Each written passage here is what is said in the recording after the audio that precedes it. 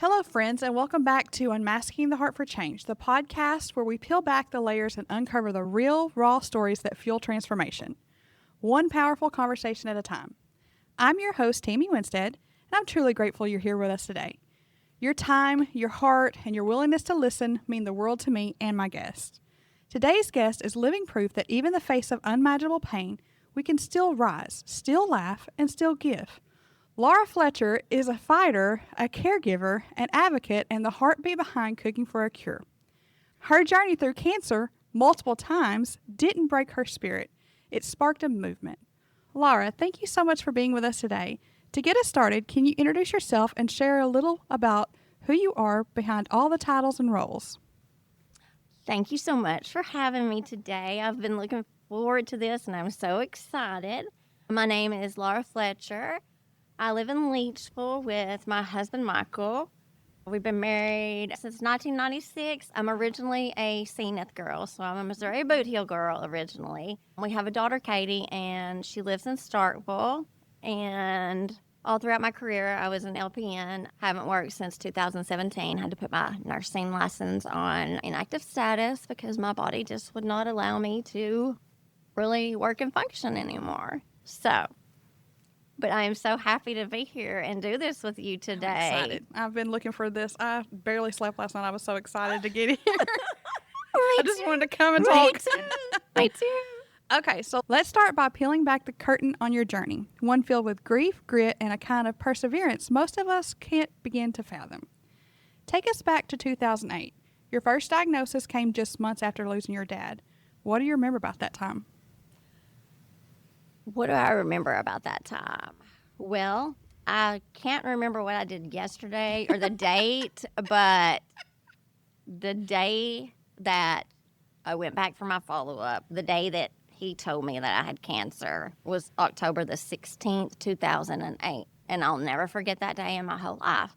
And I was there. I had gone back for my checkup, and I could hear him going to all the other rooms, and I felt like he's skipping me. This is bad. This is really bad. And I was calling my friend Keely. I was like, he is skipping over me. He's saving me to the last because it's bad. She's like, stop freaking out. It's okay. Well, it was. And so, he immediately referred me to Memphis West Clinic to my oncologist, Dr. Todd Tillman's there. I remember driving home that day, and the first person I called was my husband, and he's like, what? I'm leaving work. I'm meeting you there. I didn't even cry at that moment, I don't think, because even though I was in shock, I wasn't, because for that whole week waiting on the biopsy results, I thought, there's no way. I mean, Right. there's no way it's not cancer. Right. So, my Katie Bug was only 8 then, and she's 24 now. So from 8 years old to 24, she's never known me to be well, which is so sad. So sad for her. But my main thought was, how am I going to tell my family when we just lost my dad 6 months ago? Yeah. And how am I going to tell my Katie Bug? Because when she hears the word cancer, then the first thing she thinks is you're going to die at 8 years old. I mean, what else are you going to think? So I was just kind of numb. I really didn't cry till later that night and days to come because of the unknown. The doctor told me, he said, you're probably going to have surgery, may have to have chemo, may have to have radiation at that time, all that. It was just a really dark time, but I had to pull myself up. I did get down then because I thought, I'm 30-something years old. How do I have cancer? Yeah. I'm healthy. I was always a healthy person. Right. You're an LPN. You know what to look for. I'm a healthy person. Never had any health issues. I had never had surgery or anything until then. The only thing really I had was childbirth. And that doesn't compare. So I was worried about everybody else. I was worried about myself, worried about what was coming, but knew that I had to do it. And I was scared to death at that time. Scared to death. Absolutely scared. Well, you faced the word cancer more times than anyone should. In those moments of reoccurrence, what helped you stay grounded and keep going? My family, my friends, my close friends, my husband, and my baby girl. Michael especially was very encouraging. You can't give up. We got this, whatever we have to do. He's made the best nurse when I'm sick or in the hospital, I need him. He knows what I need, what I want. If I'm grouchy, he takes it because he knows I don't mean it. So they kept me going. And then also, even with the second time, more so the third reoccurrence, I thought, this is happening for a reason. There's got to be something good to come out of it. If I could help somebody, what can I do with this? And it kind of sparked a little, advocate in me, and I don't know. Then I became pretty involved with relay, and I had a big passion for that. So it brought me into that, but it also brought me into other opportunities with other organizations like speaking and things like that. I love to get on and talk about my story and all that. I feel like somebody could benefit from it. Now, the third reoccurrence was like, this is bad. I mean, we had several difficult decisions to make with the operation I was going to have. And my oncologist will tell you today that the last reoccurrence, the third reoccurrence, was in 2014. And my gynecologic oncologist, that's a mouthful. My gynecologic oncologist in Memphis will tell you to this day, I don't know how you made it through 2014. Wow. Pure grit. I mean, you're a story of hope, and you're not going down, you're feisty. You're not going down without a I fight. might have a little feistiness in there. It shows, sis. It shows. Okay, so you shared about your frozen abdomen and the palliative care. How do you navigate the reality of facing mortality while still choosing to live so intentionally and fully? Well, for several years, and it changes sometimes year to year, I have my future planned. I have all that planned. That gives me peace knowing that when that time does come, that they won't have a lot to do. They'll know my wishes. You can either cry about it or you can laugh about it. And that's how I have faced this. And I'm not saying that I don't have days where I am pissed. Can I say pissed? Yes. Yes. There are should be, days yeah. that I wake up pissed off at the world. Yeah. But I have to pull myself out of that. I don't stay in that. I don't let myself stay in that frame of mind, because if so, I would never get out of bed. And my doctors, I have been so lucky with my medical team and my doctors and nurses. They literally are the best in the world. I have them all on my cell phone. I can text them or call them at any time. How many people have their doctor's cell phones and that they'll actually answer them? Well, you've been under their care for so long. They're just like Yeah. family. I was gonna say, it's Like they're family. just like family. They've literally watched Katie grow up. Right. So my PCP and I, sometimes you think, is it time for hospice when I'm really, really sick? But I'm not ready for hospice. And I won't be ready for hospice until the day that I can't get myself out of bed in the morning and get myself dressed. Right. And that's what my PCP and I talk about. And I have the best PCP in the world, That's Dr. great. Megan Lyerly in Brooklyn. I'm like, how do we know? When is it time? Are you going to tell me when it's too much? And not that we go to extremes. Right. We just do what needs to be done to keep me going every week. It's not about making me better, because there's no making me better. None at all. It's about keeping me comfortable and going while I'm here. But I'm like, when will we know? And she's like, when you can't get yourself out of bed in the morning, that's when we know we're done. Yeah. And I don't want to have known all along. I don't want to be kept alive or anything like that. But it's just, once again, that feeling that this has happened to me for a reason. What can I do? Where does this take me? And with the third reoccurrence, that's kind of like when Team Laura came about. My sister-in-law started that. We did our first T-shirt fundraiser, because cancer's expensive. Yes. Yes. Especially in 2014. It was a very expensive year. We had T-shirts go out to, I think, 7 different states in the United States. that's Like, we did an amazing fundraiser. Just stuff like that, to know how much your community and your people care. My Mississippi County people and my Zenith, my Dunklin County people. I have so many people that have supported me through this, and that makes it a lot easier. And Michael and Katie, that's what keeps me going. Well, when you reached out about being on the podcast, I'm not going to lie, I squealed with excitement because you're such a pillar of strength in our community. Don't make me cry this I'm morning. not, but it's true. Like, I tend to be one also that looks at humor and focuses on humor. And you said how you don't let yourself stay there. I have a rule. Anytime I get mad, upset, or frustrated, I will put 3 songs on. And by that 3rd song, I have to get over it. Mm-hmm. I can scream, I can yell, I can rant, I can cuss, I can do whatever. Mm-hmm. But when that 3rd song quits, it's over. And we're getting up, we're putting our big girl panties on, and we're going about our day. Mm-hmm. We're going about life, because I refuse to sit there too. Mm-hmm. Because the longer you allow yourself to sit there, you start camping. And I refuse to camp in it. There are days that I have left a doctor's appointment, or I go every Thursday to NEA for infusion. I get fluids and Zerofan every week because I just have one kidney and it kind of doesn't want to act right half the time. But even with doctor's appointments and stuff, there are many days that I have left, and on my way home, I have just screamed as loud as I could in my car. It's just like, are you freaking serious? Or just just to get it out. And that makes me feel a lot better too.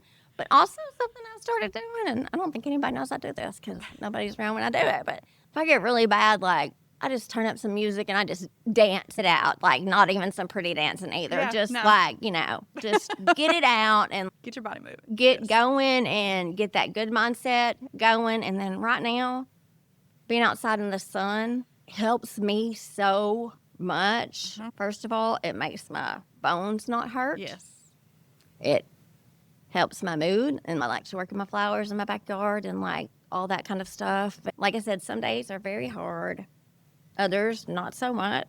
But most days, if I'm out and have to be out and about, everybody's like, how you doing? I'm okay, but really not. Yeah. Like, it took everything out of me to get ready and be there and be involved. But I wouldn't miss some things for anything in the whole wide world, even if Michael and Katie have to push me up in a wheelchair. Right. You've created a really solid team, and I think that also helps speak to how many people want to get behind you and support you. It's hard not to want to just jump on your bandwagon and be like, Team Laura. I hope that's how everybody feels. Yes, like, that's what I hope that's how everybody feels. And that's, Team Laura, that was created. That's what I use on everything, but our Facebook page too. But it's because even after all these years, so many people still follow my story and love me and pray for me every single day. It's a story of hope. And without that, I wouldn't be here. I'm telling you, without all the people that pray for me, there's no way that I would be here at all. One thing that really stood out and deeply resonated with me in the bio you shared with us on your guest form is your sense of humor, even in the face of something as heavy as death. As someone who's also fueled by laughter and determined not to let life struggle steal my joy, I truly appreciated that part of your story. Let's talk about how humor plays a role in your healing and how others respond to that part of you. You've been so open about your funeral planning and even bringing humor into conversations about death, which is something most people shy away from. Why do you think that kind of openness is important, and what message would you share with others when it comes to preparing for the end of life? First of all, you have to advocate for yourself. Good. And in all kinds of ways. But for the final stages of your life, while you can advocate for yourself, and before you come into a state that you can't advocate for yourself, talk about it. Write it down. I've had a journal, and I don't journal, but I've had a journal book for years that I've been writing things down for my funeral. I have everything from pallbearers to my casket to all that kind of thing picked out. I have lists of songs that everybody can pick a song, but these are the songs I want. It gives me peace of mind too. My best friend says I have control issues, but we don't care what she says. Anyway, but also that time will be so stressful for my family and my besties. I don't want there to be any more stress on them than there has to be. Right. So if I have all this written down and all you have to do is go through, read some, and my daughter, my husband, they know the book, and like, I've got to switch over things to my new book that Yes, I just I ordered. love that. My best friend knows because, like, she will be the one that really comes through at the end because, like, she won't break down until it's completely over. So she'll come in and take charge, and that's great. But yes, it is a sad time, but I don't want everybody to be sad. Yeah. Because I will be in heaven. Yes. And I will be with people that I have lost, that I love so much that I can't wait to see again. And I will be pain-free and healthy for the first time since October 16th of 2008. Wow. That's amazing. Now, how amazing will that be? Yes. And do you think, too, that maybe you hearing that word so close to laying your father to rest with that same word, do you think that helped guide you on this journey to, what you went through with him, and it's an emotional time, and you fall apart, you think of, and then you get after the funeral, and you're like, girl. right, you get after the funeral, and you're like, why didn't we do this? Why didn't we do that? Yes. So what you're doing for your family is taking the fact that they can be present in their grief, which is so incredibly important, and still honor you to the way they want to, without even really thinking about it. So you are giving, even in your passing, you are giving them such a gift, Laura, that they don't have to take all that out of it. They can just And that's what I through. want it to be because it is. It's so stressful and it's so sad, and it just puts so much more on what they are already going through. So if you can have it planned out, I mean, it's your service. Yeah. Why would you not plan it? Right. But I have to tell you, I've made a recent change to my funeral arrangements. Not many people know this. I only sent it to a couple things, but I saw a video on TikTok recently, and these kind of things seem to pop up in my feed, funeral stuff. And it was the end of a funeral, and nobody knew it, but the preacher or whoever was doing the service was before they were going to take everybody out, and he's like, the deceased had a request. She wanted everybody to dance it out and to be happy at the end. So Whitney Houston, Dance with Somebody, Got to Dance with Somebody was on. Everybody got up, and you could see, like, the front row in front of the casket. So I don't know if it was parents, brothers, friends, or sisters, but they were the last ones to get up. But they got up, they hugged each other, and then they started dancing together. Everybody was dancing. That is so you. Now, what would that be like rather than going out to a sad song and all that? So I sent that to my cousin group. We have a group. I was like, this is what I want, because they get my cousin here. And I sent it to my best friend and said, this is it. She's like, are you serious? I was like, yes. Yes. But she's also the one that I tell her I'm going to haunt her all the time when I come back. That's so funny because I told my husband I want him to figure out like a QR code for everybody to scan that's there. And then my last request, which I'm putting it out there now, but I want them to text out thanks for coming from my phone. See, that when I sent it to Stacey too. Like, would you please do this? Yes. It's dark in here. Yeah, please don't leave me. Yes, it's dark in here.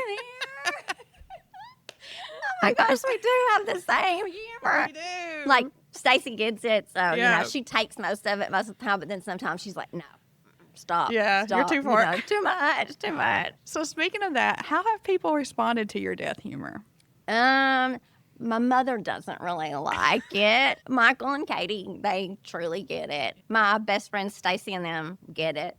Some other friends, they get it, but they don't really think it's been like, you got to quit talking like that, or don't say that. I'm like, it's the truth. Let's just talk about it. Like, so, but they also know that that's me. I'm not serious. Let's just have a little celebration. A celebration that, I mean, yes, it's sad. I'll be gone. But a celebration that my body is healed. Yes. And you're What will not that pain. feel like? I don't know what that would feel like. I would say you probably don't remember I don't. a life that didn't involve some sort of weakness, pain. Since 2014, that's a long time to keep your spirits up. I mean, yeah, and that's the third reoccurrence. And hearing it over and over again to keep your spirits up.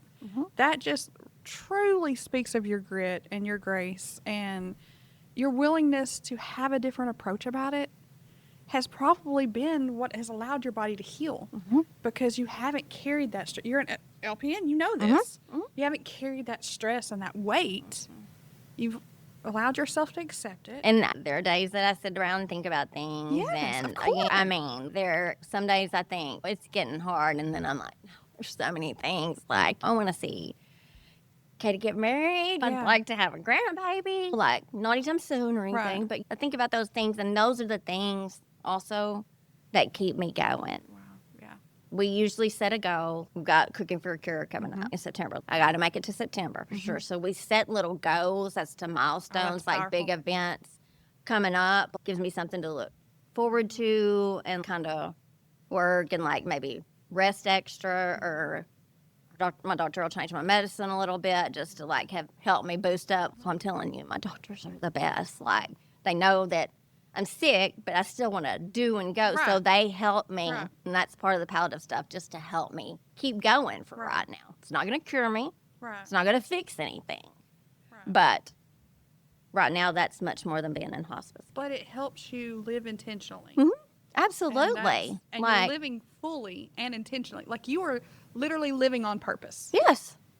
Your pain has become purpose. You have a purpose until you don't anymore. You're going to make sure when you get there, you hear, Absolutely. well done. I hope Because that's what I hear. You have, I hope I hear. I'm so proud of you. Yeah. Like, yeah, because your story is one that will long outlive you because you have left a legacy. You're still here present, but you have left a stamp I hope on so. Mississippi County I hope so. that is undeniable. I hope so. For And Relay for Life, I squealed. I called, which my husband was like, what's going on? And I was like, you won't understand. I called my best friend, and I'm like, you're not going to believe who filled out a form. And she's like, who? And I told her, she's like, oh, that's huge. Oh and my I'm like, gosh. I know. Like, I got a celebrity because that's what I felt like. see, I don't think of myself that way at all. Like, I don't have a problem You're talking to so anybody. full of Like, hope, and your story is so strong that I'm so glad I'm getting the honor of helping you capture it and push it out to more people. I can't wait to process this episode and get it out. I have to tell you another thing about the medical humor Yes. and stuff. So, in 2016, so all the treatment and stuff like damaged mostly the radiation that I had in 2010. It like fried my insides, and I remember my doctor telling me, I'm just going to tell you now, radiation is the gift that keeps giving. And boy, do I know it. That's what's destroyed me. I mean, along with chemo and the multiple surgeries. So radiation was very hard on my body, damaged my kidneys, all those things attached to it. So I started getting pretty sick 2016 and found out it was my kidneys, the radiation had damaged my ureters, all that kind of stuff. So we started stents. He didn't want to have to take the kidney, but it got to the point where stents were becoming too painful and it was just too bad. So I had my left kidney removed in 2016. And so we did another T-shirt fundraiser, and it was Bye Bye Lefty. My mom wasn't crazy about that. And then, like, my sister-in-law at the time, actually, there's a song called Poncho and Lefty. Have you ever heard that? Like, that was our favorite song. We ran around singing Poncho and Lefty all the time. Bye-bye, Lefty. That's how we call it. I mean, every It time gives we have you a different perspective. what are you going to do? Oh my God, that is perfect. Like, that is, I mean, you can cry about it, or you can say, okay, You can This is cry what about we're it, or doing you now. can laugh about Yeah. it. And hey, life. most of the time, I choose to laugh about it Yeah. and do what it's given me to do. Pick up Giving and me go the on. chance to do. Yeah. So, what do you think? You've been a LPN. You faced this for a long time. What do you think the world gets wrong about how we approach illness and dying? I think a lot of people are scared to talk about it because it's death. Mm-hmm. But at some point, we are all going to die. Yeah. Why avoid those conversations with your family? What if something happened to you tomorrow? Your family has no idea what you wanted. Do you know where you're going to be buried? Do you have plots? Do you have this stuff? Those are all things that you can either do yourself or you can write down somewhere and talk to your family about. It doesn't have to be sad. Think about it as your last party, Oh. your last celebration. Wow. Like, how would you want that to be? Right. We have to talk about it. I don't think that people advocate enough for themselves. And I also don't think that, especially like some of the older generation, don't understand a lot of the medical stuff. And I feel like they need help.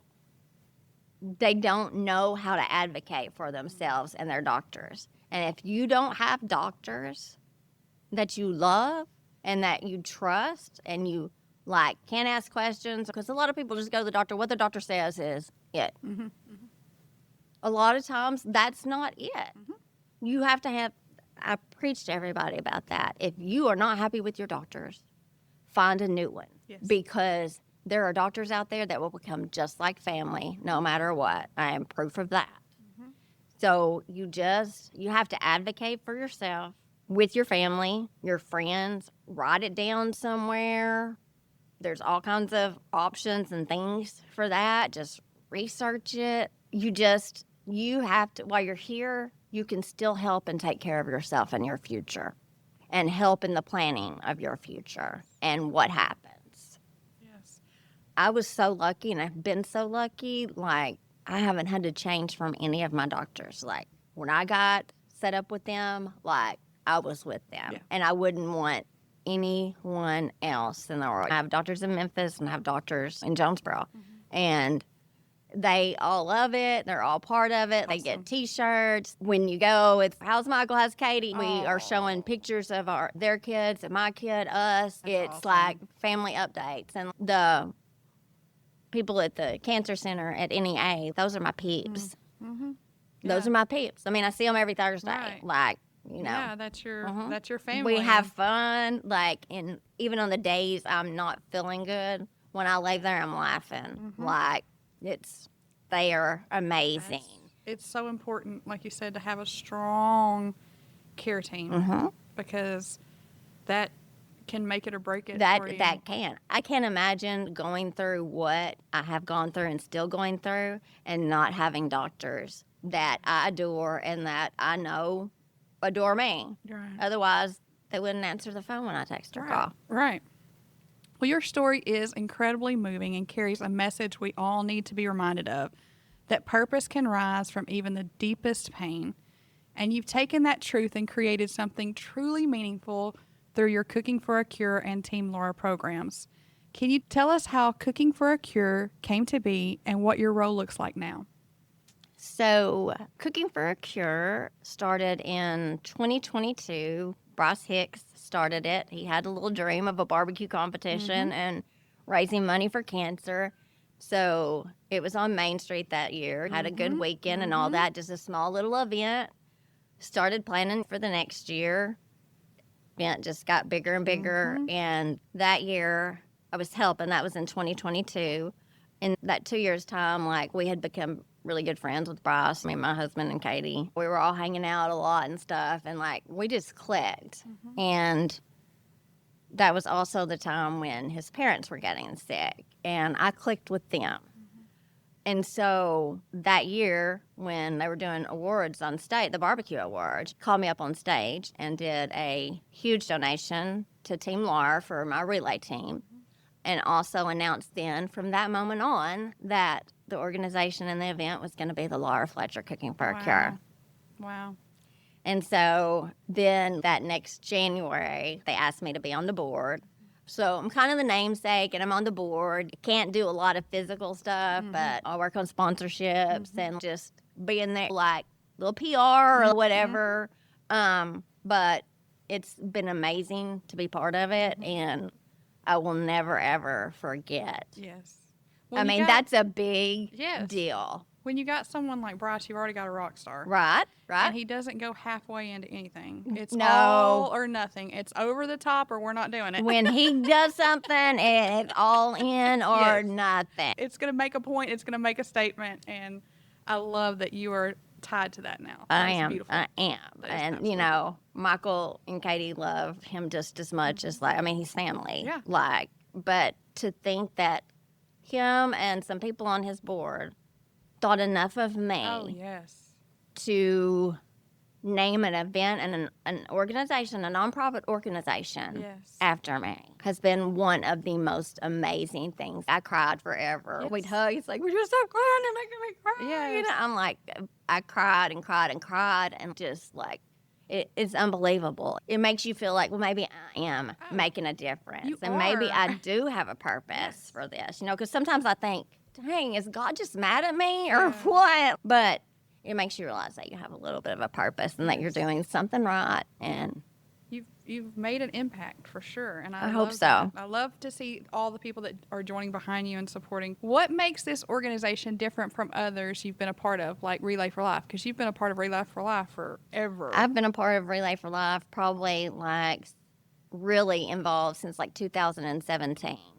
Done a lot of great things, given me a lot of opportunities. But when somebody names an organization after you, you really want to be a part of that. Mm-hmm. And people all over the country raise money for the American Cancer Society through Relay for Life, through all kinds of ways. I've raised a lot of money for the American Cancer Society through the years. You see numbers of things that are local, like transportation grants or something, things like that. But when I really got on the board of cooking and realized the impact and everything local, and you get to see what you're doing, and you are helping people in the community that need your help. Mm-hmm. They have cancer. I hope to God, I know everybody is connected by cancer by somebody, have somebody, you've had it. Mm-hmm. Cancer, it affects everything. And not just you, your people too. So you know how that is for families, and especially some families that are already struggling. So to see that we can help people like that is quite an amazing thing.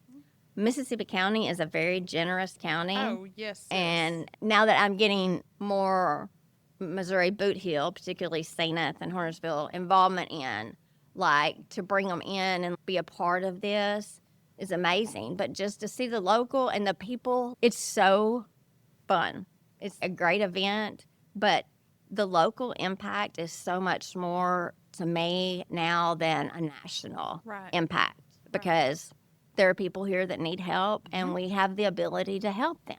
Yes. And I love that you guys focus on local. You focus on local through scholarships, through helping others, because you can get lost in a number when you're a part of that program. Absolutely. You become one of thousands. Absolutely. But when you centralize it to Mississippi County, then you become, and it helps them feel supported by their community. And people want to give more if it's local. Right. I mean, Mississippi, I have found that Mississippi County is generous no matter what. But when it comes to local and something as big as cancer, people are so generous. And they want to be a part, and they want to be involved, and they want to do what they can to help. And you see with your own eyes the difference you're making with what you do when you help local. And the scholarship thing has been such a blessing to me, because Katie graduated from BIC in 2019. And for months, you look because she goes to Mississippi State, so you got out of state. So for months, you're looking for scholarships. There's got to be scholarships out there for kids who have had parents because cancer affects not only bodily, so physically, mentally, financially, but it's not just you. It's my baby girl and my husband. So for months, I looked for scholarships for students that have parents that have had cancer. And Nowhere could you find anything like that. There were plenty of scholarships, like for if the student had had cancer Right. in the past. And I had never even told Bryce and any of his board members about that. Wow. They came up with that on their own. And when they told me, like, I cried, I was like, y'all don't even know. It's a full You circle. don't even know. I looked and looked and looked. So this is something that's needed. So last year we just did one for Mississippi County, and it was $1,500. This year we were able to do two. We did one for the Missouri Boot Hill, which, yay, and Mississippi County, yes, and they were each for $2,000 this year. Wow. Because we asked that they send us in a video, and they have to be affected by cancer in some way, not just them, but a guardian or something like that, someone close. But to watch those kids' stories on videos, Oh, yeah. like, it just brings it home Right. because the kids, Yeah. they shouldn't have to be affected by any of that. But you're all touched. Mhm. Every single part of your family. Well, you've created something deeply local, not just in name but in heart, and it makes a big difference and impact and a real difference. Can you talk a little bit more about you've touched the scholarships, but like the gift cards for local families? You poured so much into the community. What kind of impact have you witnessed through these acts of support? People are so thankful. They are thankful for the help, and they are thankful that there's an organization now right here in Mississippi County, right here in Blytheville, that can help specifically cancer patients, but not just somebody with breast cancer or lung cancer. It's not focused on one cancer. It's all cancers. It doesn't matter what the cancer is. It's for cancer patients. We've donated to Make-A-Wish. We actually got to have a party this past, it was in April, and we got to tell the little girl that she was getting, and that was amazing. Not a dry in the building. Oh, no. The scholarships are really close to heart. We donate the gas cards and gift cards to people help, and it's not even about them filling out an application when somebody reaches out and says, hey, somebody needs help or anything like that. It's, okay. All right, we can do that. Beautiful. That is And beautiful. those were some of their missions from the very beginning when they started the organization, and it just keeps getting stronger since 2022, and that's not counting this year. Like, we've given $75,000 back to the community, and he just started the organization in 2022. Yeah, but that's Bryce for you. Yes. Like, Yeah. I mean, if you know Bryce, I mean, that's just Bryce for you. Absolutely, absolutely. But that's huge. And I feel like we are the same person in a lot of ways, but when you're the person needing help, the hardest thing sometimes to do is ask for help because it's a humbling. You want to give the help. You want to be the one that helps. You don't want to ask. So the fact that you're doing it without the long, lengthy process. All these years in the beginning, I always had a hard time, like, asking for help. I'm okay. I can do this. I don't need help. But I began to learn, yes, you can ask for help. You can ask for help. And sometimes I needed help. I mean, just to get through the day. Like, you can ask for help. Yes. But they hardly let me do anything. I mean, don't you dare let any of them see me trying to lift something or anything. They're like, put that down, put that down. I'm like, what do you...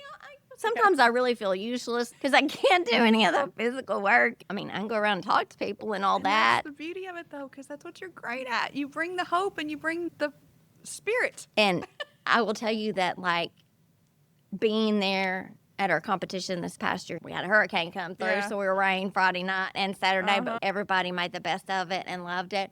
But, like, actually being involved and understanding the process, because I wasn't involved in it like that before, just kind of associated. But seeing and getting to know some of the teams and them being happy to meet you and excited that they're doing this, Yes. it's a truly amazing thing. Everybody is there for one reason. Everybody has a good time, but everybody's just so happy to be there. Yeah. And so to see the process and learn so much about it last year, it was so eye-opening. I can't wait till September. Yeah. And the barbecue community is just a strong community anyway. Oh my They're gosh. just the most fun to be Oh, around. they like, are you're gonna so party. There's people, fun. music playing There's everywhere. music playing in the tents. Everybody's Yes. got their coolers, having some Everybody's fun. like trash talking each other. It's just so fun because we have a pro team Yeah. category. Those guys are pretty Right. serious, but we also have the patio. But even some of your pro teams, everybody has so much fun. It's just good so Southern much fun. You just walk around and like everybody's got their music playing and like, how you want about this? So it was just an eye-opening experience, and it was so much fun to see it all and be a part of the actual process of it. It was so fun. And when after they judge a certain category and you get to take those yards, we all pile up on the golf cart of the ranger and we go to that tent. And when they see you coming with that, just like, I can't imagine. So fun. I was like, don't y'all go take another one without me. I'm on that cart. Don't go without me. Stop at the booth and pick me up, and I'm going. Yes, I love that. And then they let me announce the barbecue winners this year, and that was so fun. It was just, it's just the little thing. Yeah, it really is. It's the little things. Yes, but seeing that was really emotional that weekend to see your name on everything, to see Laura Fletcher on all the signs. That was truly so emotional and amazing to me. How can that be me? Yes, well, like it's just so eye-opening. You've and gone from doing it for Relay for Life for doing it for Mississippi County. And that is beautiful. I'll say, too, your website is so impressive. I love it. It flows very well, and it's just easy to navigate. And Amy is responsible for that. Amy Winstead. Gorgeous. She does all that stuff. Perfect. I can see her. Yes, she is perfect for all that. I can see it. She designs the banner, like the flyers and all that. Yes. And Christina does all of our shirts and everything. So you got a stellar team. We have an amazing team. You've got a very solid team. And having that support is what makes it continue to grow and push so much money through. Good volunteers are very hard to find. We have a great group. A diverse group. If you don't have good volunteers, your organization will not. No. It won't succeed. Right. I say that when you volunteer, like, you have to have a passion for what you're doing. Yes. I had that passion all those years through Relay and kind of lost it in the past year. And between that and, like, my doctors and my husband, you got to cut down to one. You can't do it anymore. And they had both been on me for that for a while. I was so led to the local thing and being part of that because you can actually, it's not numbers on paper. It's like out in the public, like people have received things from us to help them here in Mississippi County. And then when you see them at the gas station or the grocery store, you can say, how are you doing? It's not like you're donating. Relay for Life, I will always support Relay for Life. Right. My dad passed away from cancer, so I will always support that. Right. But there's something different about doing it for your community. And I never really even thought about that or got that until started getting involved with cooking. I was like, this is great. Not to dog ACS or Relay or anything like that. Yes. But when I've done amazing things, I've raised a ton of money for ACS. I feel like I've done what I needed to do because the local thing just became so overwhelmingly important. And like I was actually able to see like how much need and how much we really could do and can do in the future because we're just continually growing. Right. Yeah. I mean, we had 40-something barbecue teams last year, and we're expecting more than. And it's Memphis Barbecue Network 40 teams, sanctioned. Laura, is crazy to think about. You know, Bryce is like going for like 60-something this year too. Yeah. You know, like he sets a number and like, you know. Yeah, and he don't quit until he's got it. No. And we have a demolition derby that Friday night too. We've got a Laura Fletcher Cooking for a Cure car in it. Bryce says he's driving it, but that's not happening. Let's don't do that. Let's please don't do that. So it's a lot, and we always have a booth at Mayfest. Yeah. Cooking. We usually do the Chili Fest, all that too. So we try to be out in the community some and do those kind of events too. Even if we're not selling anything or anything, we're just promoting our event and getting the word out there. Like, hey, we're here. Yes. Well, how do you and your team decide where the funds go? Like, how do locals get a hold of you? It's usually by a text or a phone call from somebody, and it usually goes to usually Bryce or Amy or Christina. Somebody will get it. And hey, so and so's struggling, anything I can do, kind of the story, and they feel it's appropriate, then okay, here. I mean, there's no Yeah, that's beautiful. that they decide, and like it goes to people that need it. And so people are starting to learn that we do that and reaching out more, which is great because that's part of what we do. Yes. So you talked about your Make-A-Wish and other partnerships. Can you kind of elaborate on what that Make-A-Wish was and what you got to grant? Well, we've donated money for wishes last year to Make-A-Wish, but this year we actually got to give a party to a little girl, and all she wanted was a swimming pool. Oh. So we did a party because the fairgrounds we've kind of not really taken over, but that's our home. And so the building over here we can use, and we decorated it up. We had a little indoor pool and decorated it up. Luau kind of just bright colors and all that. They had a lot of people show up for her, and then they brought her in and got to tell her, I heard a secret. I heard that you wanted a swimming pool. And she was really shy at first because she came in and everybody else was there. And getting to tell her that she was getting the swimming pool, she like kind of looked at her mom, and her mom was like, real. But there were so many little kids. They had the best time, that party. They were just carefree. The family was so appreciative. They wanted to help clean up when it was over. We were like, no, get out of here. This is us. But being actually able to see that family and be involved with that wish that day was like, I had to hold it together talking to her. And then as soon as I was done, I walked over behind the girls, and I just lost it. I was, that is one of the most amazing things that I have ever done. Yes. Got to tell that little girl that we have helped grant her wish. Yes. And the look on her face, I will never forget it. I will never, ever forget the look on her face. Yes. And that little girl will never forget that moment either. I her hope family will never regret or They forget were that moment. so appreciative and so nice. Like, it was pretty good. Yes. So, Laura, your life is a living legacy. Let's talk about what you hope your story inspires in others. If you could leave one message with our listeners today, what would it be? You may talk about legacy first or message? Whatever you feel. Talk about it all. So, legacy, I really haven't thought about that until the last few years. But my first legacy is my baby girl, Katie, because she's kind of a mini me. Not that that's a good thing all the time, but that's my legacy. And I hope that through all this, I hope that I've taught her strength and to never get up. And you can see that in a lot of things that she does. Awesome. So I have that legacy. But now, also, Laura Fletcher cooking for a cure. I've told Bryce, when I'm gone, you still have to keep. He's like, you're not going anywhere. But I always want my family to still be involved. But to know that that event is just going to continue to grow and get bigger. Yes. And like, when I eventually am not here, all those people that I've met at that event, they'll remember me and they'll know why that event is there. And I hope that event and that organization stays together forever. Yes. Because that's now part of my legacy. Yeah, right here at home, right here. And I think Right here.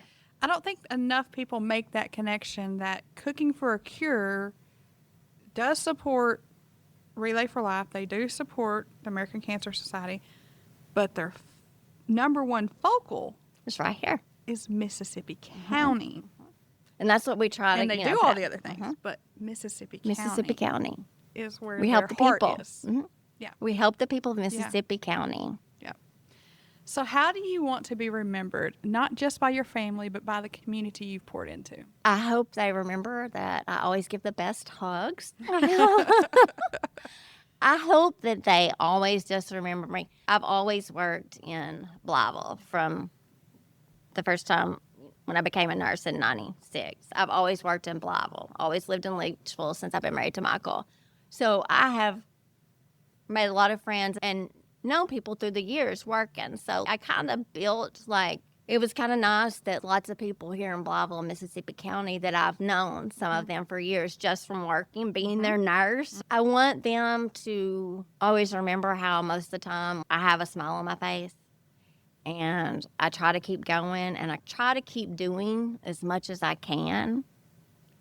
I hope they always remember my spirit, and that they know that I hope they always remember that I've always stayed true to myself, and I've always been honest and open about anything with my journey, my story.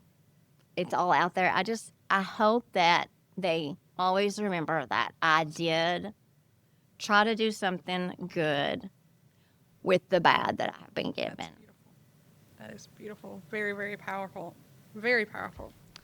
So what keeps you hopeful even in the midst of daily challenges? I think about the things that I know that there's a chance that I'm going to miss, but I think one week you may think, this is it, that's it, my body's so crazy, and then the next week I can be okay for several days. I hope they'll remember my strength. I hope I've taught my Katie strength. Oh, you've taught the whole Mississippi County strength. I hope they remember my strength and the things that I've done. There's always something good in the bad, and there can always be a good day and a bad day. I get up every day, I do what I can. I keep going because there are things that I want to see before I die. There are things I want to happen before I die, and I hope that I am lucky enough to live long enough like that. Like I said a while ago, talking about things in Katie's life. There are things that Michael and I want to do. It's those things that keep me going, because my body may be ready to go at days, but my heart and soul are not ready to go right now. Yeah. Living life right now and doing too much, and I'm not ready to go right now. Yeah. Not at this very moment. Yeah. I think your sheer determination is what has kept you alive, Laura. Like, you're just determined to live on purpose. I'm trying. I'm doing the best I can. I hope that people remember my determination. Yeah.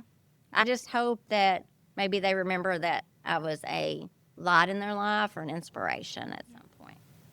So as we end, there's one question I love to ask each of the inspiring change makers who share their heart with us. Can you share a moment when a small act of kindness, either something you gave or received, left a lasting impact on you? Ooh, there's so many things. Well, having an organization and an event changed and named after you, first of all, is like, who thinks so much of somebody that they change the name of the organization with your name in front? That was just amazing. That was absolutely amazing. I mean, I've gotten to do a lot of things, and then doing the Make-A-Wish, telling that little girl, that's a moment that I will never forget. Beautiful. And that was just, our organization gave me the gift that I got to tell her. Yeah. To me, that was just like to see the light in her eyes and the look on her face. Yes. Yes, hope. Just seeing hope. Just seeing excitement. Absolutely. Because when you hear that word and you go through those treatments and you visit with your care team and you visit with the nurse, they try to maintain a positive, even as they're telling you, but you do start losing hope.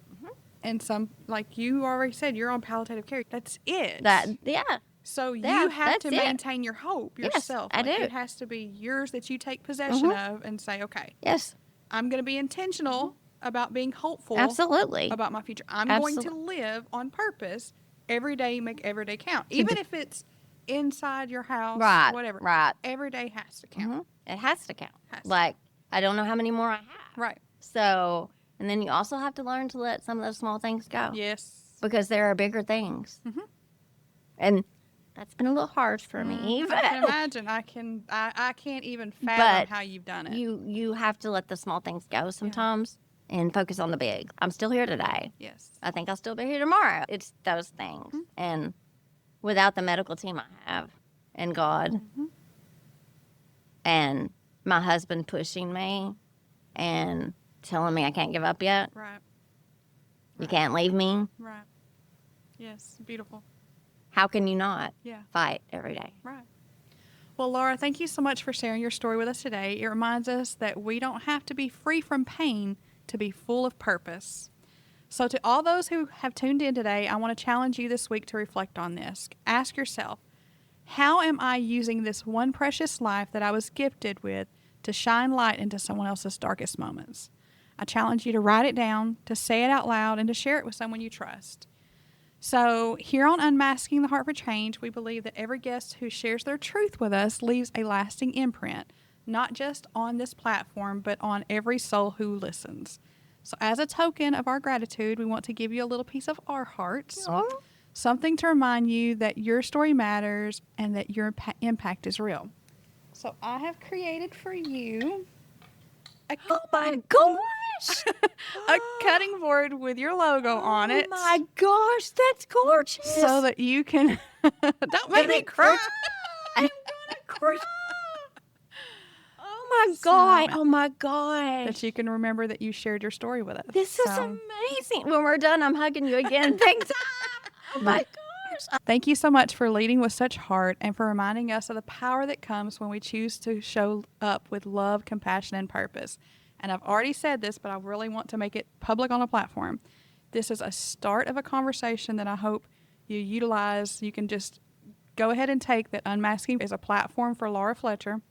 Anything that you have going on, if it's a 15-minute talk, if it's a story of hope that you want to share, please reach out. Oh my gosh. This is a forever platform that is yours to have a microphone. Oh, girl. Because we've already talked about it. You're coming back in August. You've already was that. I will It's come on back record. anytime you want me to. I want to Anytime. continue to push your story out and just capture your memories, your stories, so that legacy can live on for hope forever. So to our listeners, if this story moved you, and I know it did, I want to encourage you to connect with Laura Fletcher and the Cooking for the Cure team. They are a powerful local give-back program based right here in Mississippi County. Their work is truly local and truly life-changing. You can find the link in our show notes or visit cookingforacure.org. And if you know someone currently fighting cancer who could use a bit of light and love, please share this episode with them. Let's be the village that shows up for one another. And if you don't hear anything else I say, please hear this. Please look up Team Laura and Cooking for a Cure and follow them on Facebook. These are two community-rooted organizations doing real work for those in Mississippi County and the Boot Heel who are battling cancer. Their impact is right here, local, and right now. Don't let support local be just a phrase that you say. Let it be something you truly live and do. And finally, do you or someone you know have a powerful story of change to share? I'd love to hear from you. You can apply to be a guest by visiting our Facebook page or clicking the guest link in the show notes. Your journey might be exactly what someone else needs to hear in this season. If you found value in today's episode, please subscribe, share it with a friend, and leave a review. It helps more hearts find this space. And remember, change begins within, and it starts one heart to heart at a time. See you next time, friends. Thanks so much for listening. Bye.